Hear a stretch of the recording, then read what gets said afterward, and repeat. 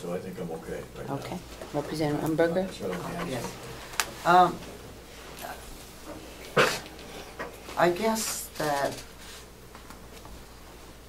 I had thought that what we were going to see today was hard, cold facts that we could make a decision on.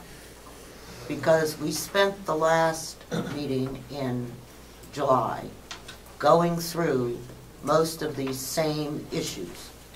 The only hard, cold fact that we have gotten today is that in the renovation of the new area is somewhere between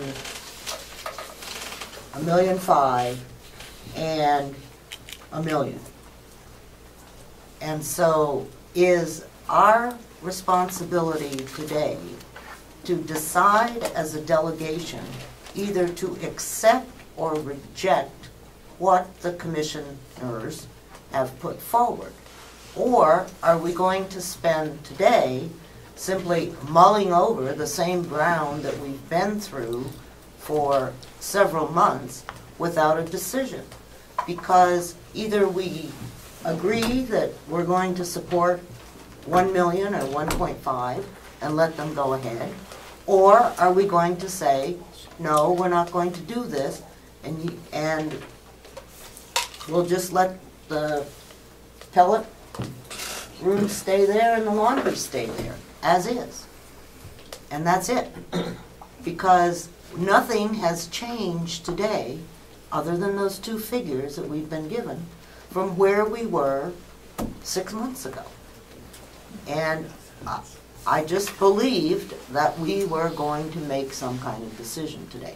If we're not, then we should say we're not, and we should just go home. Because we're plowing the same ground that we've plowed for months. And that's just how I feel about it. And every single thing that we've said today has been said before. Okay, Representative McCarthy and Fleck. Thank you, Madam Chair. Mr. Sorensen, if I heard you correctly, you said you would like to get $10 a square foot in rental. That's a figure you mentioned. If that is so, it would cost the cooperative extension $45,000 a year, which is $5,000 more than what they're paying now. And if the rent goes up in Conway, $2,000, again, I just cannot understand this push to bring the cooperative extension down here at the cost of $1 million, plus we're going to raise their rent an extra $5,000. I would propose that right off the bat we say, look, the cooperative extension is going to stay in Conway. We will increase the grant that we give them to cover the additional cost of their rent. That's going to give us that's going to give us 10,000 square feet. And we can put anybody in that building you want to put in there at $10 a square foot and get rid of all of the wings. Do the center core, have 10,000 left over if we don't use the co-op, put in whoever you want there, and get rid of the wings. That's my proposal. Representative Fleck, and then we'll go to Commissioner Sorensen. Yes, thank you, Madam Chairman. Just a couple of comments, one relating to Representative Umberger's comment. I think we are at the point where we need to be making a decision about what we're going to spend or not spend. And also a reference to a comment I made before about building for the future. My comment was not that we would look at a dream list, but that we would have a facility available to us that might, through changes, accommodations, carry us through some decades, perhaps. Specifically, if the co-op is brought here, at some point we may not have co-op, but we would have a facility that could well be used for other activities that would be needed and utilized well. That's the point. So I think there has to be a limit to what we look for in the future. It can't be an unlimited wish list. So that's what I would hope. And again, in reference to the cooperative extension, frankly, I'd like to go on record as saying that I think co-op extension belongs here on the campus, and that's a commitment that we should have made a long time ago. I think that a long time ago, at least 5 years ago, when we sent them up to Conway, we made the commitment that we would bring them back down again, but we have a dune delegation at the moment, so now we haven't figured out what it is we're going to do. Commissioner Sorensen and Madam Chairman, could we get a report from Representative McConkey regarding the hearing that he held regarding cooperative extension moving down here and the support, that this room was filled with people supporting the move? Can we hear a report from that committee? we may in a minute when we do that, but let's have this discussion. Representative Merrill? In order to move this along a little bit, is the recommendation in order at this point? Well, there are four of us that aren't Or here. motion, I guess Or I should motion. say, yeah. I understand where you're going to push this to do a vote. There's four of us that aren't here. I don't know with it, and there's 10 of us that are and 4 of us that aren't, whether you want to make a decision or whether, I know Representative Chandler would probably like to be able to, if we could figure out a time that he could get here. I also know that Representative Babson would also like to have a say in this discussion. So I'm not positive that I'm ready to make a decision or make a motion that we will continue without the extra 4 that we are here. I understand we have a quorum, and if the delegation wants to do it without the 4 other people, that's fine. I do know that Representative Chandler did say he wishes that he could be here, but he's out making money, which is also very good. Representative Babson, I don't know why he's not here, but I understand we have a quorum, so we can do that. But I feel that there needs to be some things that we are saying, and maybe Representative McConkey, you would like to, I don't know if you're ready to make a report on the public hearing or what your thoughts were, or I'd be happy to, but I would just like to follow up on Representative Merrow's point and thought for a recommendation. I was noticed of this meeting as every other delegation member was noticed of this meeting. I had places I could have been today. I've rearranged my schedule to be here today.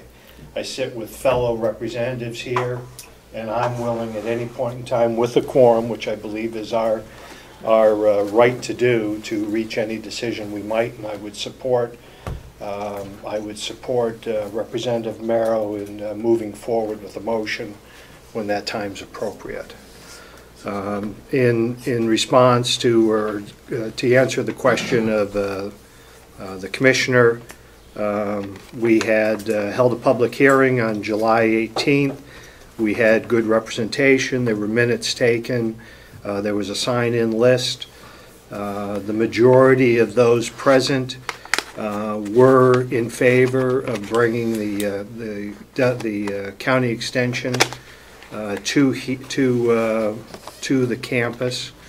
I kept the discussion focused on that and only that issue. I had asked to continue to allow public input to come forward, to send that through through either myself or through the county. I did receive 3 more responses here that I wanted to add to that. 2 in favor and 1 opposed to that position. So the hearing did overwhelmingly, the number of people who attended were in favor. To say it was unanimous would be incorrect. Okay, I do see that there is one, yes, public up Just member. a comment before the final. And you would give me your name I'm sorry, Noreen and your- McDonald. I'm the chairman of the Cooperative Extension Advisory Committee. And I believe a presentation was made to the commissioners last week regarding internet service that UNH is in the process of installing either here, if we move here, or to Conway. And it's a rather extensive opportunity for the county, so I would like to see if either the commissioners have that information, or Ann, I don't want to ask you, but. That's okay. Okay, that someone give that information, because it's an opportunity for the county to have a very good access to communications for the future. Yeah, Representative McCarthy. Yes, I have a question. Thank you, Madam Chair. I understand that the UNH itself is going to cut the Cooperative Extension's budget by approximately 25%, is that correct? What is the dollar figure for Carroll County Cooperative Extension? How much are they going to lose, and what effect is that going to have on the Cooperative Extension? Because according to my figures, you're going to lose more than $50,000, closer to $60,000 as part of your grant from UNH. So with that in mind, how is that going to affect the processes of the UNH Cooperative Extension? To the best of my knowledge, and Ann, correct me if I don't have it correct, but to the best of my knowledge, the decisions for the local Cooperative Extension offices funding has not been finalized, or if they're in the process, they have groups meeting trying to determine that. Most of the cuts of that 25% right now are coming from the UNH campus itself and from the main headquarters. Most of it they're trying to do through retirees, early retirement. I think we have 18, we were told the other night that 18 people have retired, but that's a huge amounts of expertise that we're losing to be able to offer to throughout the state. The let me see if I have my notes. But at the moment, that 25% is not coming from our budget. It's coming from the campus itself, and we won't know for a time certain yet as to how the changes will take place in the local offices, because they know the local office has the most contact with the most people, and so they're trying to preserve that as best as possible.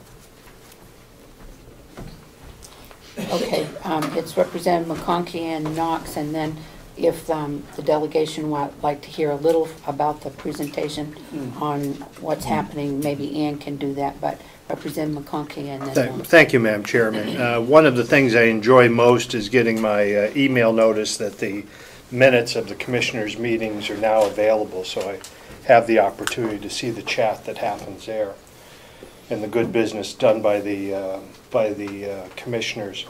The discussion I've heard and read on UNH with the possibility of high-speed internet or a higher level of internet service, or whether that's, if we were to move quickly, whether that service could come to this campus or whether it's going to go to some other facility.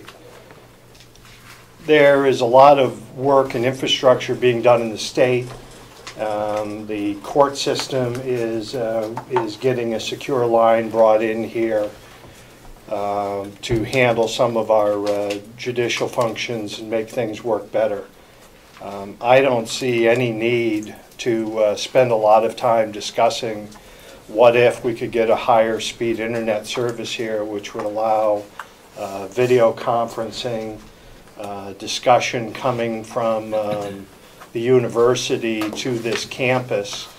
I believe that the new nursing home is going to get as a high-speed internet connection. I believe the connection that we're using presently by the county is sufficient for what we're doing, and I would rather use our time here today focusing on what we're doing with the building. I think if people are here and the Cooperative Extension is here, I think most of the searches that they need on varieties of seed or how things can grow better, I think can handle the speeds that will be generated by our new facility. okay, Representative Knox. If I understand it correctly, the fiber optic would have to be as a grant to the Cooperative Extension. To the university as well. Through the Cooperative Extension?